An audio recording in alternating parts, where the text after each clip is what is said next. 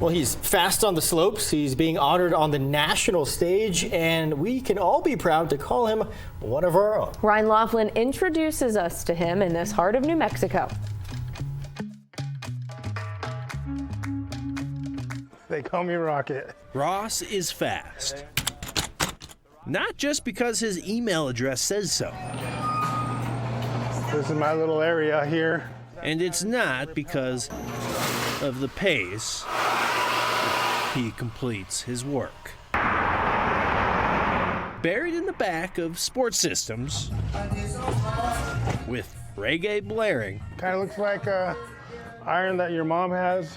Ross Anderson describes himself as part artist, This is specifically for waxing. part chemist. If you really look at the science to it, you're melting the snow and you're making a bead of water, and that's what you're gliding on. He would know, because he has done something no other American skier has. Having the All-American record, the fastest skier in the Western Hemisphere, at a speed of 154.06 miles per hour. Skiing faster than the speed you'd hit, Aerodynamics and gravity. falling out of an airplane. You're in it 24/7, your mind, your body, your spirit, everything has to be involved in it. But it's not his speed record he's most proud of. There really was no real role model for a native kid like myself to look up to. Anderson was born in New Mexico at the Holloman Air Force Base and adopted at just 2 weeks old. You know, you had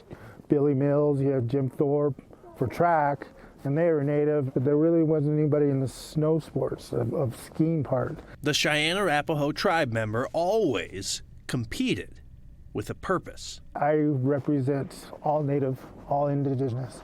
That's why I have that helmet.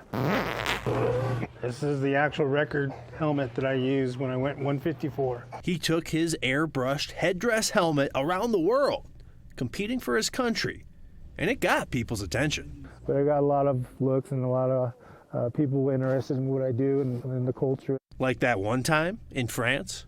The kid talked in French, telling her mom, you know, where's his horse? You know, where's his, bow and arrow and stuff. Proudly sharing his culture with grace. They didn't know. They never saw a Native American Indian before, ever. He joked his horse and bow are never far away. I said, yeah, it's down there in the base.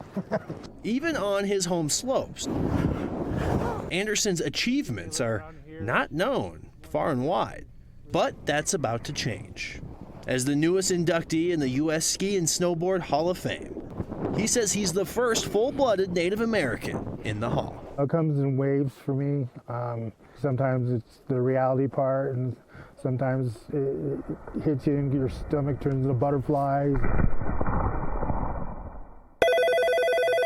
Back at Sports Systems, there's a shrine in his honor. Well, I always play with them in the beginning. I say, you know who that guy is? And they look and look around. I say, well, that guy's pretty fast. Anyone can order a World Cup rocket tune. And then I said, well, that's me. And their mouth opens and it's like, oh, no way. Anderson now hopes he will be that role model he never had. Whoever you are, especially as a Native American, you can do whatever you want. Anderson is in Park City, Utah right now for the Hall of Fame induction. And if you want to find out more about his trip and the schedule of events, it's all under this story on KOB.com. With this Heart of New Mexico, I'm Ryan Laughlin.